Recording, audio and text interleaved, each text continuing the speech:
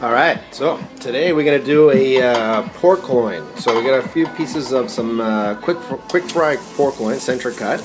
I got my 10-inch pan on a medium high heat. The water beads. Put the thin chops right in the pan. This is the quick dinner. This is a quick meal, one-person meal. Season the meat while it's in the pan there. I'm gonna add a bit of broccoli, carrots. We need a little sauce with this, and just quick and easy.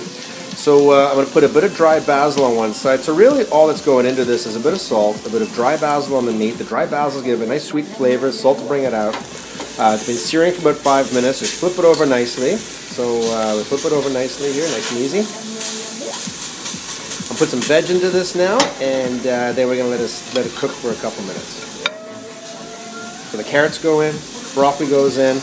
I'm going to put the lid on top and let it cook for just under 5 minutes, and then we're going to finish it off. This is a quick 10-minute meal. Alright, so 5 minutes. Pan's looking a little dry inside. I'm going to put a little bit of chicken broth in here. That's going to deglaze the pan, add more flavor to our gravy here. This is also going to help cook the vegetables nice and fast.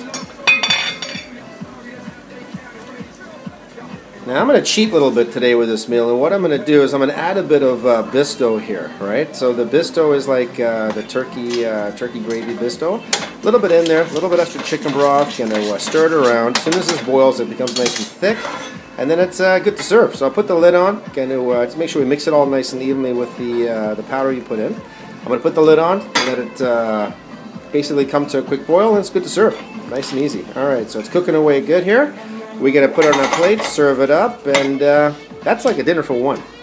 So a quick dinner on the go with a side salad, and that's the way we like to do it at Chef Warren's house. And that's dinner for two cooking, the best way to do it. So let's see what you guys are doing. Happy cooking.